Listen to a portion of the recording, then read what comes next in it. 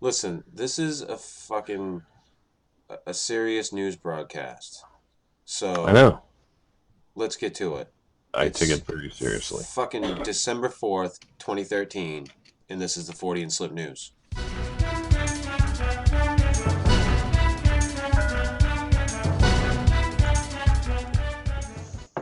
And today from Spike TV, Who are you?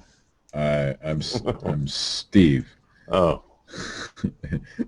and this is the news. Matt, I hear Apparently, you had an interview. I did. Oh, okay.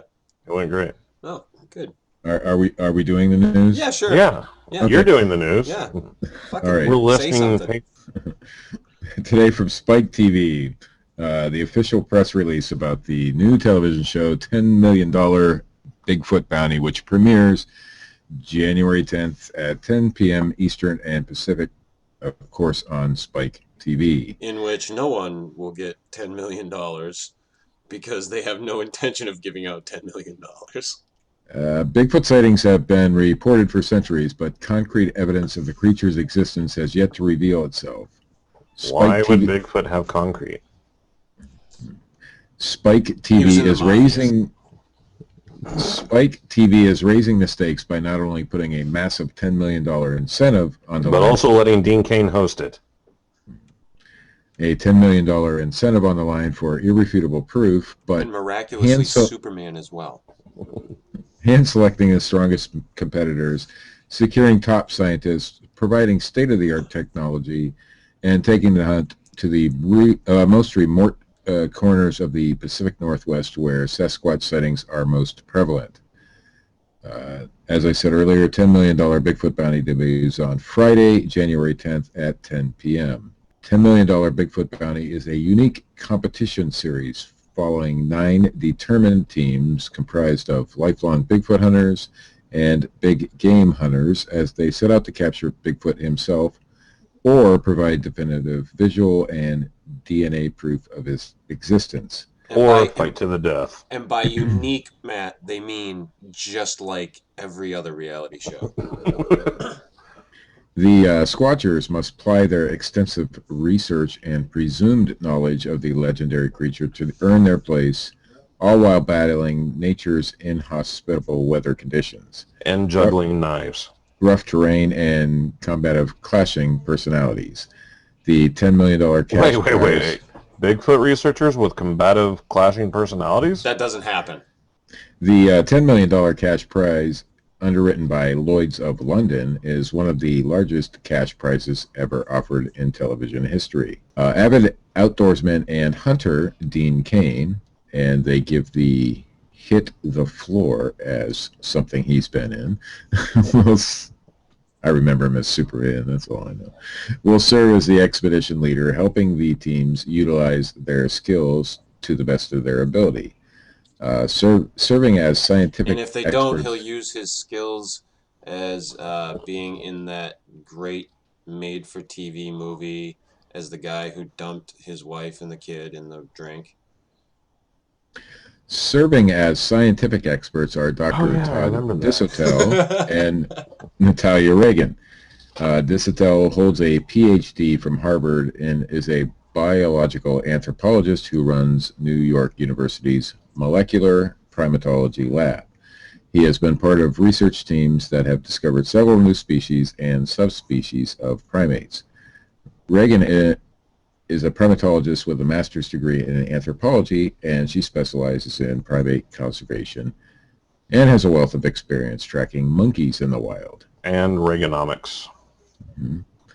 I think it's Reagan. Where else would you track monkeys at? Just curious. Hmm. Like George. Curious? Get it? See what I did there? Curious? Like George? Curious George tracking monkeys? Huh? Curious? Each week, teams are put to the test competing in 2 grueling challenges, a field test and a lengthy hunt in a famous and active Bigfoot hot zone to collect incontrovertible DNA and visual evidence of Bigfoot. And an eating something gross contest. Teams will then present what they've gathered and their theories to the judges panel made up of Kane, Disotel, and Reagan, who will consider and hold all evidence to the highest scientific standards. DNA evidence will be processed utilizing Disitel's state-of-the-art mobile DNA and by that lab. they mean they'll be using my first science kit. I believe they say Disitel's state-of-the-art mobile DNA lab. And Mohawk. His state-of-the-art Mohawk. The DNA lab can obtain results in the most remote locations within a day. Science that will forever alter the landscape of Bigfooting. In case proof is not found, the team that presented the most compelling evidence and theory will be giving a $100,000 research grant to continue their search. And as I said, that can be seen on January 10th at 10 p.m. Eastern Pacific on Spike TV. Which, if you're keeping track, is 12 days before my birthday. I mean, if you're keeping track. I was not keeping track. Oh. Well, now you can. Okay. In our next story For from those of the you New playing York, along at home. in our next story from the New York Daily News.com, from the tiny town of Rachel, Nevada, next to the mysterious Area 51, it's being bought up by church with white supremacist ties, locals say. Westboro? I'm not sure. It was a film location for the X-Files and is home to a yearly convention of UFO seekers, but residents of Rachel, Nevada are not happy about the newest visitor to their outpost in the wilderness. And now it's the location for the sequel to Mississippi Burning. Sure. They heard the aliens were coming across the border. So they said, fuck, we gotta stop this shit. At the Little Ailey Inn, proprietor Connie West complained of a mystery man who came to town and started buying up parcels of land. And a cold cup of coffee. Who is this person, and why are you keeping yourself so secret from the community? Because he didn't actually show his face to anybody. The Lone Ranger. She told KLAS TV. All clan, all the time. Richard Bunk, according to property records, WKKK, bought the town gas station, a convenience store, and a mobile home park, then closed them and evicted the trailer residents. Pastor Robert Keniston of the caller number 10, and you get the hoodie. Pastor Robert Keniston of the local Baptist church said his congregation has dwindled to nearly nothing as people left the desert spot next to Area 51, the famous secret military base near the Nevada site. Keniston said Bunk recently visited him, and he looked mad at me and said, "There's a story going around town that I'm a neo-Nazi and a white supremacist, and I believe you are the reason for that story." And I just want to go on the record and let you know I'm no neo-Nazi. And Keniston said, "I believe you are the reason for that story." And that was the end of the conversation, he told Channel 8. And then they went their separate ways. But what really happened was he said, "Boy, you have a purty mouth." Residents He's actually just erecting a white trash theme park. Residents also said FBI agents had visited and asked questions about what Bunk and his affiliated JHM Church planned to do in the area. The church is part of the Christian Identity Movement, which believes whites are the true descendants of God. I'm not sure that's how that whole thing works exactly. Yeah. And in our next story from the telegraph.co.uk. Yes! A Japanese firm plans a 250-mile wide solar panel belt around the moon. I'm in. A Japanese firm announces its innovative solution to the nation's energy problems, a 250-mile wide belt of solar panels. Where do I sign up? Fucking 40 and slips over. I'm moving to the moon. I'm going to build fucking solar panels on the moon. The hydrothermal girdle idea was shot down, unfortunately.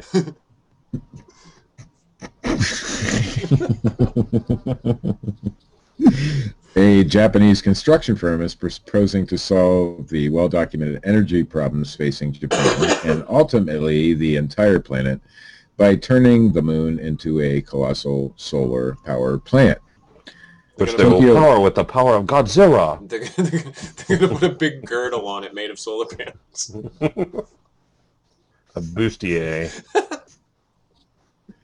Sorry, Tokyo-based Shimizu Corp wants to lay a belt of solar panels 250 miles wide around the equator of our orbiting neighbor and then relay the constant supply of energy to receiving stations on Earth by way of lasers or microwave transmission. Thus turning the moon into an abusive father. Don't make me take this belt off! The lunar ring that is being proposed would be capable of sending 13,000 terawatts of power to Earth. Throughout the whole of 2011, it points out the United States only generated 4,100 terawatts of power. A shift from economical use of limited resources to the unlimited use of clean energy is the ultimate dream of mankind, Shimizu says. The lunar ring translates this dream into reality through ingenious ideas coupled with advanced space technologies.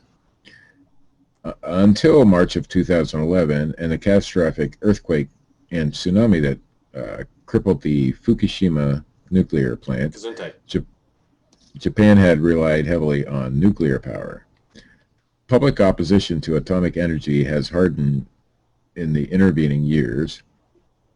And that's the government, a fetish. Right. And the government and Tokyo Electric Power Company struggle to bring these stricken plant's reactors under control. Who's going to fly up there and loosen the belt the day after Thanksgiving? Me, I'm working up there.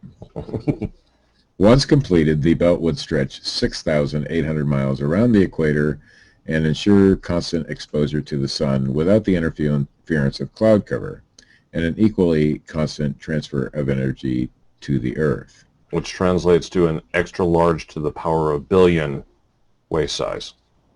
Right.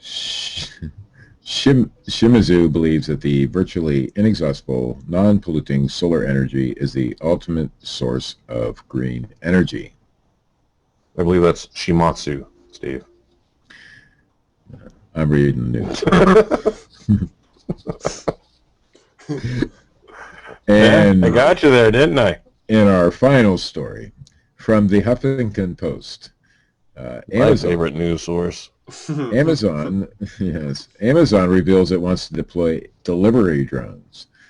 In an interview with Charlie Rose on Sunday's episode of 60 Minutes, Amazon founder and CEO Jeff Bezos revealed the giant online store is developing a drone-based delivery service called Prime Air.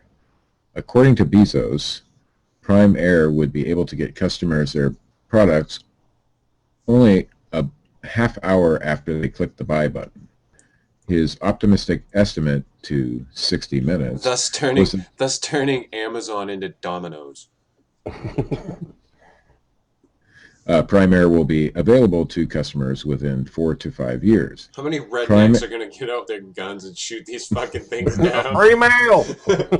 Pull! Are they going to have like air-to-ground dog missiles? Prime Air was unveiled to Rose in 60 Minutes as a surprise, the secret project being part of Amazon's busy R&D department.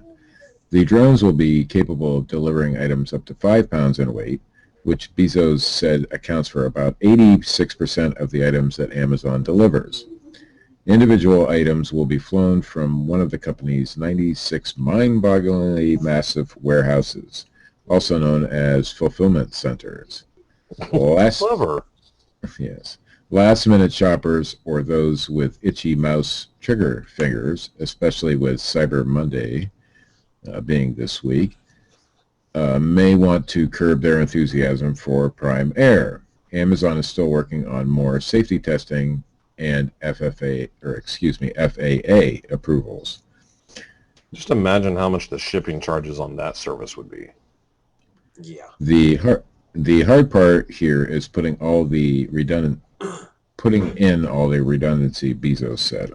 All the reliability to say this can't land on somebody's head. It just drops the package from 30 feet up. Thanks. Thing just craps out. And you can go to 60minutes.com and there's, or not 60 Minutes, excuse me, CBS.com and look for 60 Minutes and there is a video there that you can play. And that, fellas, is all I have for tonight. That's it.